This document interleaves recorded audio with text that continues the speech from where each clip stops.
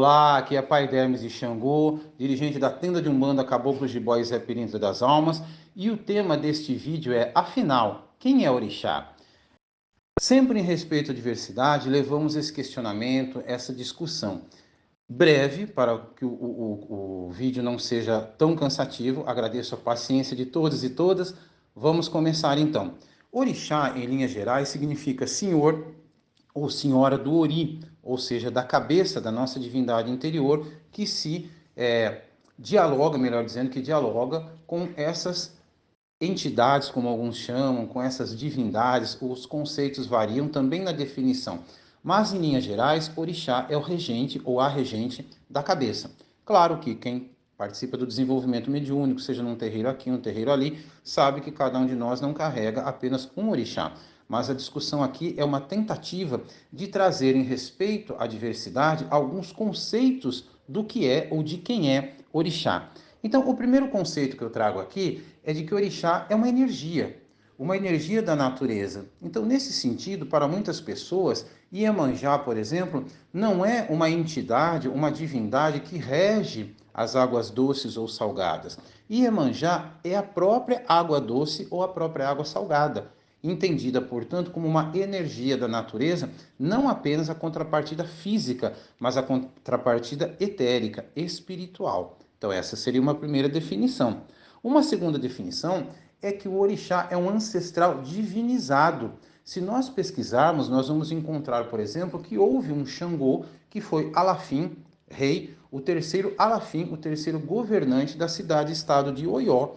E segundo a mitologia, este homem Xangô se divinizou, se encantou, como alguns dizem também, ou seja, se transformou em divindade, se transformou em orixá. Esse conceito ele é considerado um pouco estranho no Ocidente cristão, onde se cultuam pessoas que são consideradas santificadas, beatificadas, canonizadas. Houve um sujeito chamado João, que se transformou em São João. O princípio é o mesmo, guardadas as diferenças entre santo e orixá. Então, esse seria o conceito de que o orixá ele é um ancestral divinizado. Existe ainda um outro aspecto que é do orixá enquanto ancestral mítico e que se casa um pouco com o conceito anterior. Se nós pensarmos que em África o culto ao orixá era feito por meio de clãs, portanto de regiões, todo mundo que nascia em determinada região, em determinada cidade-estado, é filho de Oxum. Todo mundo que nascia em outra região, filho de Ogum. Inclusive, temos na Nigéria hoje Oxum State, Ogum State, que pode também parecer estranho para o ocidental cristão, mas nós temos no Brasil estado de Santa Catarina, estado de São Paulo, estado do Espírito Santo, não é? Então, o que vai acontecer? Esse ancestral mítico é aquele com quem muitas vezes a pessoa, seja de terreiro ou não, por exemplo, ela se identifica. Eu conheço a mitologia de Xangô e posso ser ou não filho de Xangô, mas eu me identifico com aquilo. Isso acontece, por exemplo, com psicoterapeutas, com estudantes de história, com pesquisadores em geral, com pessoas do movimento negro que não necessariamente são de terreiro. Abdias do Nascimento é conhecido como um Exu, comunicador, diretor de teatro, é um grande idealizador de projetos culturais e políticos, e quando você estuda a vida do Abdias, você descobre que ele nunca foi de terreiro, mas sempre foi associado a Exu, como uma espécie de quem? De ancestral mítico, não necessariamente um ancestral divinizado. Mas, repito, esses conceitos se casam. Pela brevidade do vídeo, eu aqui resumo um pouco daquilo que eu discuto em palestras como voluntário, em terreiros, escolas, onde me convidam para ir. O quarto conceito no qual nós podemos pensar é que os orixás são regentes, regentes de pontos de força e regentes da coroa dos filhos, regentes espirituais das pessoas. E dentro desse conceito, nós temos duas representações de que os orixás que incorporam, por exemplo, nos médiuns, eles são ou seres naturais, portanto nunca encarnaram, ou são chamados cavalos ou caboclos de orixás, pessoas desencarnadas que vêm na vibração de determinado orixá e incorporam nos seus médiuns, notadamente de Umbanda.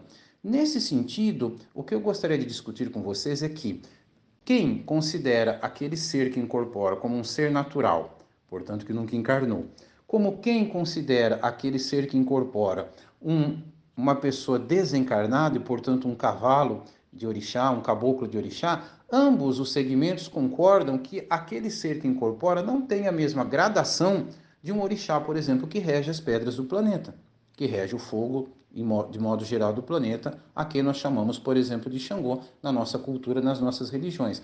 Mas sim, um ser, repito, seja natural, ou como cavalo ou caboclo de orixá, e portanto que teve encarnação, teve corpo físico, que vem numa gradação que consegue se adaptar ao corpo físico, ao corpo espiritual do médium. Tudo bem até aqui? Nós vamos ter um vídeo em outro momento que vai explicar que o processo de incorporação não é o que o senso comum pensa, mas uma forma de acoplamento energético. Mas isso fica para outro vídeo. Outra questão para pensar, que foi estudado pelo médium e dirigente espiritual Pai Norberto Peixoto, autor de muitos livros, é o orixá como uma forma pensamento. O Norberto explica num de seus livros que, e eu reproduzo isso em alguns dos meus também, que teve uma experiência muito interessante que um dia incorporou um orixá num trabalho mediúnico, mas entendeu que não era o orixá que sempre vinha, no caso, Nanã. Ele entendeu como uma forma oca, sem inteligência, ou seja, uma forma pensamento construída a partir da louvação a Nanã, dos cânticos, das oferendas, das velas acesas, portanto, das firmezas. E isso criou uma espécie de guarda-chuva, uma casca energética que foi o que se acoplou ao médium naquele trabalho mediúnico, e não uma inteligência individual chamada Nanã. Poderíamos, como nos demais aspectos, eu estou pegando um pouquinho mais, um pouquinho menos, pode parecer estranho para muitas pessoas, mas nós não temos as formas de pensamento também negativas, nós temos as de prosperidade, de alegria, de felicidade, de amor e de compaixão, mas também temos de ódio, de ignorância, de malquerência, de inveja. É o mesmo princípio. Então, essa forma de pensamento aconteceu de maneira não provocada, mas ela representa e prova o quanto o nosso pensamento, a repetição de preces, com consciência ou até sem consciência, às vezes de forma distraída, mecânica, favorecem uma energia que se cria, tá? Outra questão para a gente pensar é a chamada excorporação, que é o contrário da incorporação. Ex quer dizer de dentro para fora.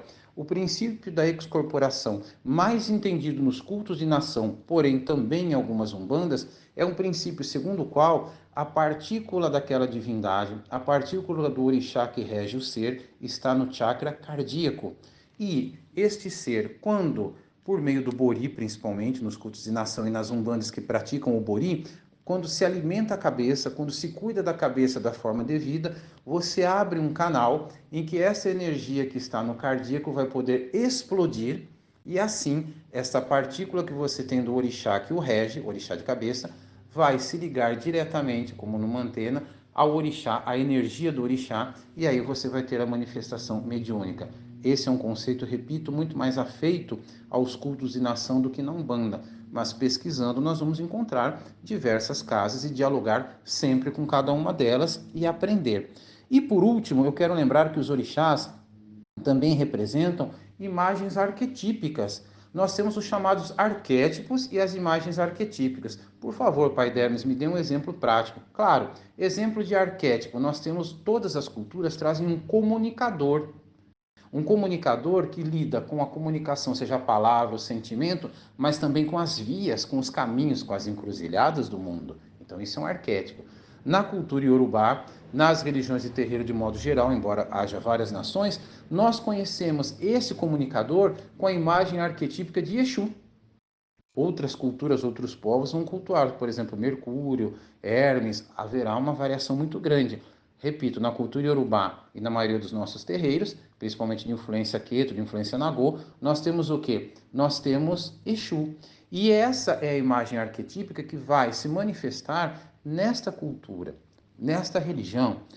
Estou falando no singular porque é mais fácil. Nós temos, por exemplo, a grande mãe que está ligada à compaixão, ao feminino, às águas e à gestação.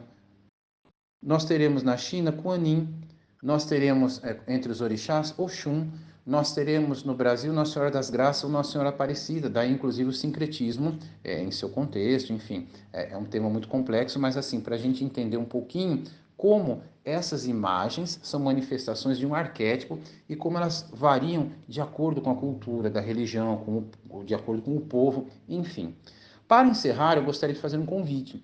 O convite é: converse com seu pai, converse com sua mãe, é o primeiro passo. O segundo passo do convite: aprenda a respeitar. Na tenda de Umbanda, Caboclos de Bois e Pirintra das Almas, por exemplo, nós temos filhos que estudam esses conceitos e cada filho sente no seu coração uma vibração maior. Pai, para mim, orixá é A, para mim, orixá é B. E como eu costumo dizer, quando batemos cabeça e vamos trabalhar, estamos todos juntos. Cada filho tem um conceito, ninguém vai ser expulso, ninguém vai ser excomungado por ter um conceito diferente daquele do pai da casa, ou do caboclo jiboia, ou mesmo do Xangô que rege a casa, ou de seu Zé Pirintra das Almas. Não, vamos aprender a conviver com a diversidade e não achar que conceitos são excludentes. Eles podem se complementar. Eu posso aprender sim e muito com aquele que pensa diferentemente de mim. Que o Orixá abençoe a todos nós e nos abra os caminhos sempre.